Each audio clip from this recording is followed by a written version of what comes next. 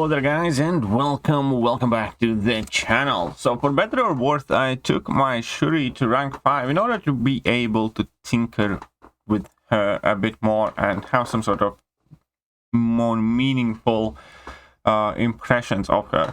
Everything that I'm about to say in this video should be taken with a grain of salt, because the champion is brand new in the contest, and it is not rarely when we underestimate characters or miss their potential, or completely other way around, perhaps overestimate characters. So this is still just kind of initial impressions, thoughts of what she's going to be good for, what she isn't going to be good for, her rotations and everything else. As I said in my deep dive breakdown, there are a ton of things that I like about the character, and I do not want to minimize them at all. I do think she's quite unique. I do think ability to block unblockable specials and having a very high perfect block chance is super important.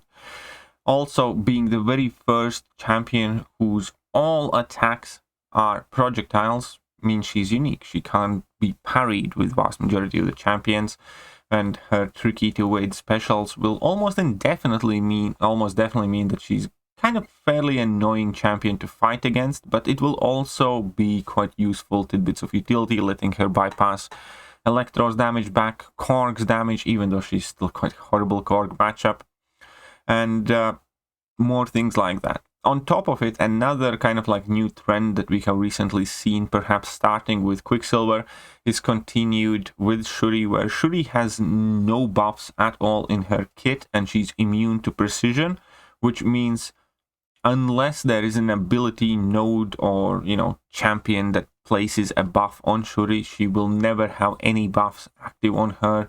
Means she can completely ignore buffet nodes, means she can completely ignore power snack nodes, or go very efficiently up against plenty of Mystic champions. So what I'm trying to say is that there are definitely a lot of things that I do like about Shuri. However, ultimately, champion can have the best utility in the world, or most quirky utility in the world. If they do not meet certain standards, they will hardly ever be used. And in order to kind of determine that, we need to look at, well, obviously her damage output. So in this fight, I'm going to show her baseline rotation, as well as obviously we're going to see the end result. The base idea with Shuri is you want to parry a lot, which in itself inherently can be a weakness, because there will be plenty of nodes or game modes or situations where you don't really want to do that. We all have that stigma against parry heavy champions, but Shuri is not necessarily a parry heavy champion. However, she's a parry champion because you do want to parry a lot. So in a way, that's pretty much the same thing. What you want to do is parry a lot, do 3-4 combos, and then drop a level 1. Once you do that, you will convert some of your active shocks into passive critical shocks. And then you want to build up to level 2 and drop that level 2 in order to gain even more regular shocks and pause and refresh the shock duration. And that is more or less the cycle that you will want to do with Shuri. You'll want to do level 1, level 2, level 1, heavies whenever you need to refresh them. That's about it. As you can see here, you get all of these charges. Now you drop a heavy attack, you convert your active shocks, your active shock debuffs into shock critical shock passives based on how many critical charges you get. The more shocks you have there, the more critical charges you get when you drop a level 1, and it all kind of builds up more and more and more. And here we can see that this time around we have 30 shocks and 42 passives, but we get to 72 shocks. And now at this point you want to drop your level 1, and you gain 48 precision passives, which gives you 48 guaranteed critical hits, or you can convert those guaranteed critical hits into passive shocks. At this point, you can see that Winter Soldier is actually ticking for a meaningful amount of damage.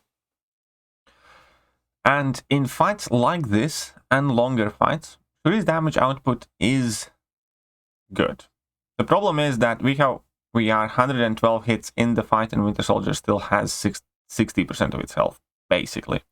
Now we have 99 passive shock, 99 shock debuffs, and 90 passive shocks, and Winter Soldier is going down quickly at this point. However, you can see that this has taken us 2.5 minutes nearly to get to this point, to do the first 250%, sorry, 250,000 damage. Now we have 99 passive shocks. We're putting in more active shocks, and basically you can build up to a level 3 for a big burst damage, which is going to finish out the fight, which is something that I will do. So in longer fights, she can build up to a very good damage output. This Winter Soldier fight is just kind of like the beginning of that showcase that what you can do. Shuri, you're going to see quite a big burst of energy right now. So that was a big level 3. 106,000 damage there, and you can get that even higher. But let's see how that time against the Winter Soldier, for example. And keep in mind, Winter Soldier fight is already longer than the vast majority of the fights you will have in contest. It was 3 minutes, pretty much, exactly. Now we're going to take a couple of other tech champions to see how it compares. However, keep in mind that within first 2.5 minutes, Winter Soldier was still at like 55% health. So that was 2.5 minutes. And champion like Sentinel obviously has a bit of a ramp up. But how long will Sentinel take in order to do this fight? Here we go. And Sentinel is definitely not known as a massive damage output character, especially in longer fights. His damage output is kind of like below average side, and that's 318. But most importantly, if I rewind to 2.5 minute mark, we can see that instead of 60%, Winter Soldier is at 30%. So in the first 2.5 minutes, Sentinel effectively had double the damage output that Shuri had. And then obviously we're going to pick somebody else. Let's say Guardian. Why not? Guardian is, I think, perfect example of about mediocre to maybe slightly above average damage output overall in a generic fight. And that's 210. So even in longer fights, obviously Guardian outpaces.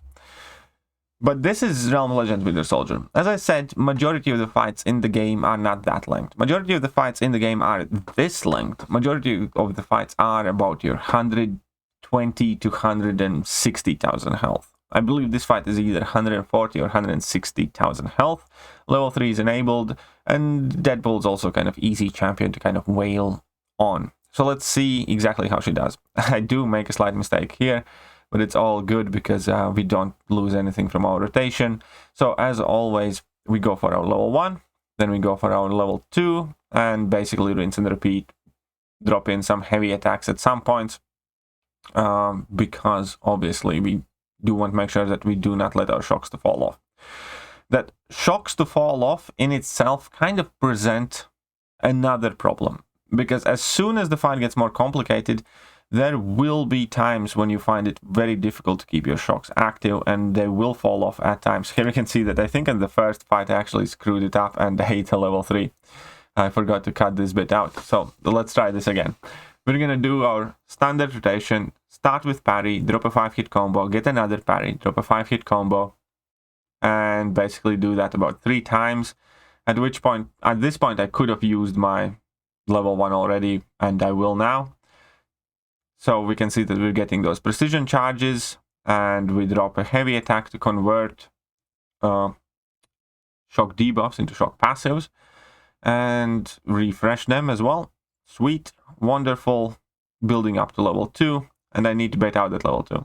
This point, if he would have refused to throw it, I would have been in quite a bit more trouble.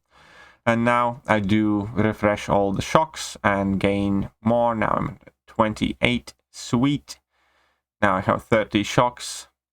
I'm going to build up my level 1, 35, not bad. I'm gaining more precision passives, 24, so I'm going to be able to convert 24 shocks into passives to do more damage. And we can see that, again, this is about Battleground's length of a fight. This is about how not too tanky Battleground champion would be. I'm not talking defeating a rank 4 Sasquatch, I'm talking dealing with like a rank 3 somebody. And here we got to another level 2, and at this point obviously the damage is very good. However, how long did it take us? How long did that take us? It was 1 minute and 25 seconds. an 81 hit. And that's against Deadpool, where we can fight as freely as we want. There is no long special attack animations, no nodes slowing us down, and it's basically as simple of an opponent as you can find without, any struggles or problems in the fight that would slow this fight down. It is not something we would be able to do against too many opponents. And then let's again compare how, let's say, would Sentinel do and how would Guardian. So Shuri did 1 minute and 25. Sentinel did 57 seconds. And I think Guardian does... That wasn't even great, 56 seconds, but that was like a very bad Guardian fight, so I redid it. And here Guardian does it in 50 seconds. So Shuri was about 35 seconds slower in this basically as basic fight as possible, right? So I wanted to try it again. This time I wanted to, rush as much as possible. And still 122, so I shaved off 3 seconds of my time. And then keep in mind that all of these fights were with class advantage against Deadpool, but I wanted to bring in a champion that I personally believe is going to be like very, very good for Battlegrounds. And that is Spot. So, was it the first fight that I wanted to show or second fight? So here with Spot, how long was the fight? 42 seconds. Basically, you need to double the time. And again, this is about as simple, and Spot doesn't have class advantage. And this is as simple fight as it can be. So we can see that obviously presents us with a clear answer that Shuri will 100% not be a Battlegrounds champion. In fact, her damage output is so bad that you will not really want to play with Shuri unless you have to. She's going to be one of those champions. She's not going to be a champion you want to use in daily questing scenarios and things like that. What do I feel Shuri can do or achieve? I do think that there is going to be stuff like KVQ, and I do think that Shuri is going to be very good for some stuff in Act 7 and some stuff in Act 8, when you're going to need a champion that inflicts shock or damage or time effect. Because obviously, for instance, this KVQ, you gain a Fury passive every time you inflict a shock on the opponent, so Shuri basically gets maximum damage bonus with a single combo. But even with that maximum damage bonus, obviously she doesn't really hit hard, because naturally she still doesn't crit. She only crits if she has the precision passives there. So in situations like this, she is theoretically suited for fights like this. As we can see, she immediately gets the max damage bonus. Obviously she does all the shocking things, therefore she works with a node well, opponents never go unblockable. Everything is like super great. But this is a KVQ fight. And she's still taking so long to do it.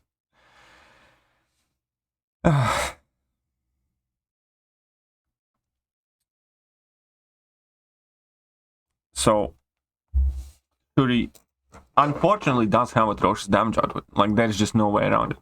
The damage output will be considered good in Abyss, in Labyrinth, but pretty much anything below that length, her damage output is bad. Her damage output is atrocious in any short level fight. So her damage output would be considered absolutely atrocious in Alliance Quest, Alliance War, Battlegrounds, majority of daily questing, which is majority of the fights that you really do care about. And that's kind of disappointing. I do think there will be value in having Shuri. I do think she can be problematic defender, so I do expect to see Shuri's on defense in Alliance Wars. I do expect to see Shuri's potentially being used as battleground defenders in some specific nodes or metas. But I don't really see people running to play with this character, which again is a very, very annoying and kind of like a sad thing, if you ask me, because she's very unique. She's very interesting. She has unique bits of utility that I absolutely love.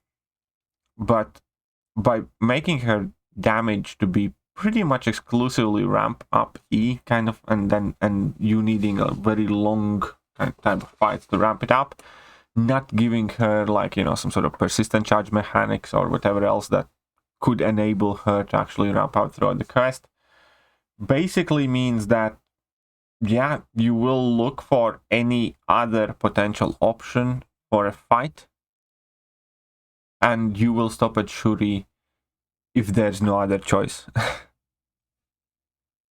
She might be good for some, you know, EOP fights, because those are quite long. But in general, when you're going to be playing this game, I think, you know, if you have Shuri, she's going to be one of those champions where, yeah, if you have virtually no other decently good option, you're going to be like, you know what, fine, I'll use her. That is my current opinion. I do not see her shining in any of the most meaningful game modes. I do think that, again, in longer fights, there can be value to her. But again, in longer fights, you are kind of presented with a problem of, why would you use Shuri in Abyss? You know? For vast majority of the fights in Abyss, there are probably champions who can do those fights better, quicker, faster, easier than Shuri can. So it's just very hard for me to see a path where this champion is a success, offensively speaking. Again, as I said, defensively, I can absolutely see her being ranked and annoying with her, you know, multi-hit special attacks without being able to parry her and stuff like that. It can definitely end up being frustrating. So let me know what you guys think. But hopefully this video was helpful to kind of like figure out what her base rotation is, what type of champion she is, what are her strong sides, what are her weak sides. And yeah, I'll catch you guys later. See ya.